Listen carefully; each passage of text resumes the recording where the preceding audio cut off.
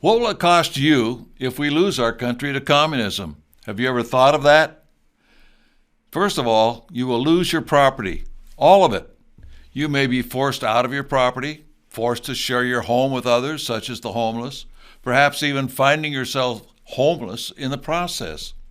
This is the sad history of the process of losing to communism. Some will be eliminated, the incorrigibles. The estimate by the communists is that about 1/3 of our population will have to be eliminated in order to make communism work. About 100 million Americans. More than the killing fields in any other country. Why? Simply because we have the most freedom and people who understand what freedom is all about. Americans have the potential for an overthrow of the communist government.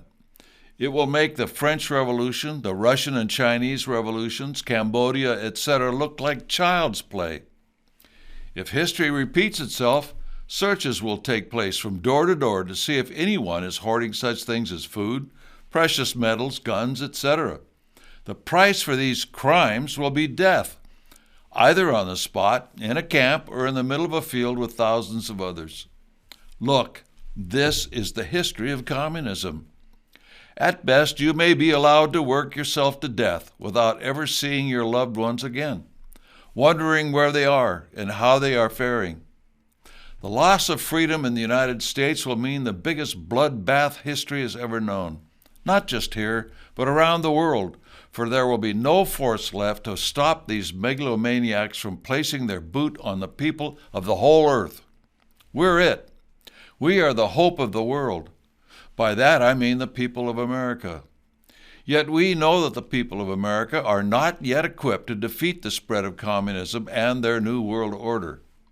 We know, as members of the John Birch Society, that we need to grow our organization much more in order to be successful before the controls sweep down on us and render us impotent.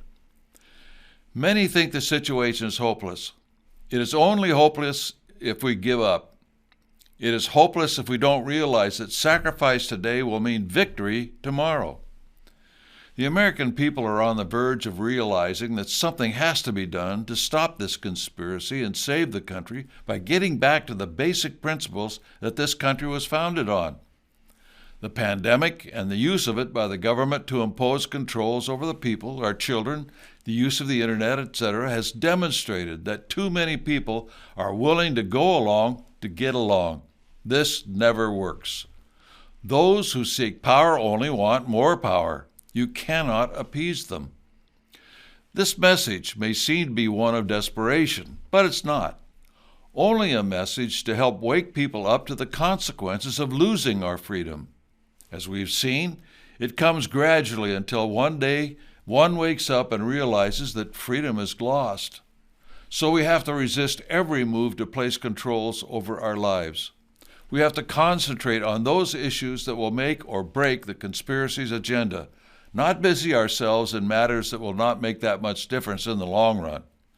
Here are some vital action projects the John Birch Society has been focused on for decades that will make the difference in our freedom fight. Since the 1960s, we have been exposing the United Nations and their desire for a new world order with our Get Us Out of the UN Action Project. Getting us out of the UN will mean a giant step away from the controls over our military, our lands, waters, and children. Our Stop Agenda 21-2030 Action Project exposes the plans of the communists that are embedded within the UN programs. If you've been paying attention over the years, you know that they are already working through our local and national government. The Support Your Local Police Action Project focuses on maintaining our local police rather than having a federal police or a federally regulated police. We're the only country that has local police. Look at Canada and what the dictators there are able to do with their national police. The Royal Canadian Mounted Police today is a far cry from the Hollywood image of the police force as it once was. And last but not least, the plan to save our children. Getting our kids out of government schools so that we don't lose them to the propaganda that poses as education today. It was bad enough when I went to school in the 1940s and 1950s. Today, history and the principles on which our country were founded are lost to our kids. Teach them yourself. As the good book says, train up a child in the way he should go, and when he is old, he will not depart from it. Figure it out. Will a couple of hours on Sunday overcome the many hours every day of the week in government school? Start building a cadre of freedom lovers in your own home, and then reach out to others, organizing them to work to preserve the wonderful country we have, the greatest on earth. These are some of the most important things you can be working on. We will win this fight as soon as enough people realize not the problems but the solutions which lay in the basic principles on which this country was founded. That is our task.